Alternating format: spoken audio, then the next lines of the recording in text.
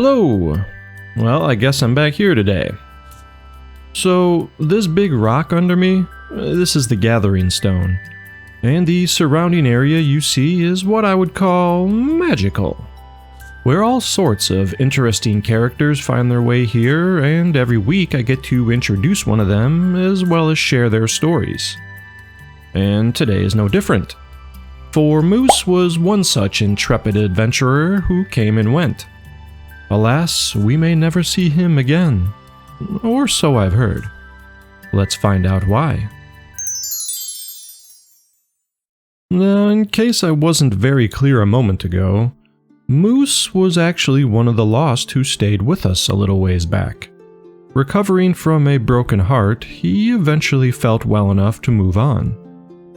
But what was interesting about Moose, compared to many others who come here, is that he left on his lonesome.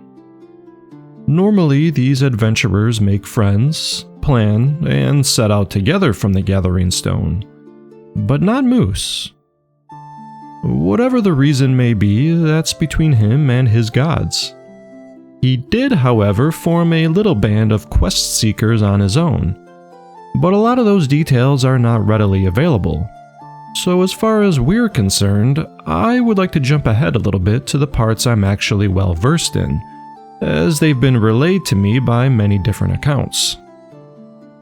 So piecing it together, I will recount the tale of Moose the Cleric and his battle with the Bog Witch, Endless Aria, beginning at the very doorstep of her lair.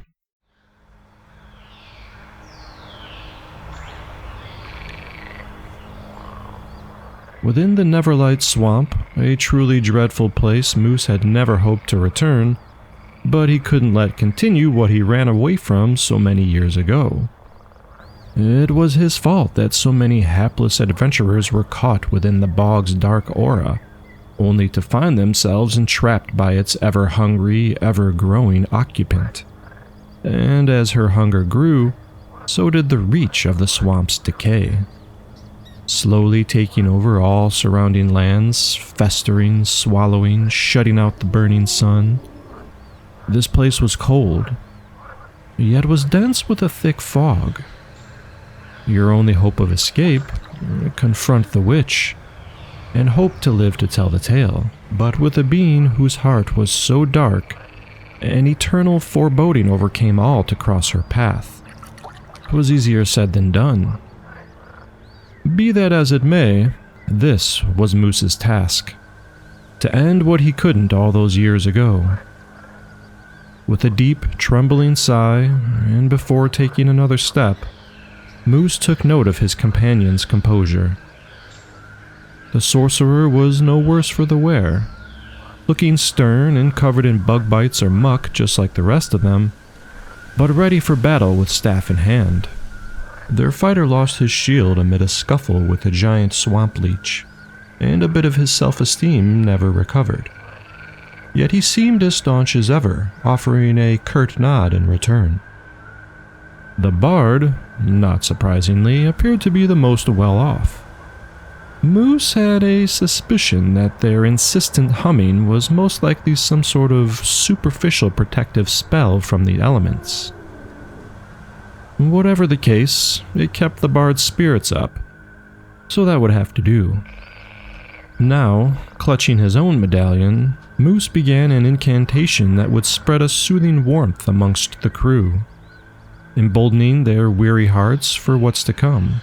But just as the words were escaping his mouth, a soft, soothing melody echoed from within the putrid tunnel before them.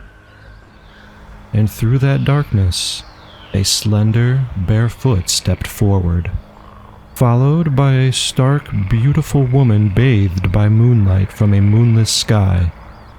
Her long, midnight hair draped her shoulders as it trailed down to the mucky earth. Moose's heart shattered all over again, his lost beloved standing just meters away. Gathering himself, he was reminded that this was nothing more than a trick. Although heart-heavy, he was not fooled. Yet his companions were not so lucky, lost under the voice of the Endless Aria. The bard in particular had already floated too close to the enchanting danger. Within seconds, Arya's face contorted. Her jaw unhinged, her human body gave way to a slimy mockery of twisted flesh, and swallowed the man whole. Snapping back to reality from the sounds of breaking bone and squelching ooze, the remaining party readied themselves. Arya continued her vile shape-shifting, sprouting 6 insect-like legs as her rear extended into a bulbous-like mass. Her size continued to expand, twitching with pus-covered mucus to form some sort of disgusting spider bog witch. An abomination and affront to all Moose has ever known or revered. It saddened him deeply, but he would mourn again later. For now, he finished that incantation. An orange glowing warmth spread out from him and to his remaining party. Arya shrieked an unworldly noise to the skies. Time to feast.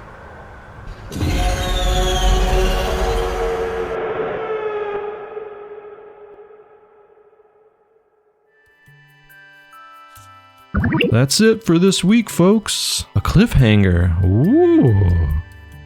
What will happen to our heartbroken hero and his petrified companions? Come back next week for part 2 of this thrilling tale. Farewell for now.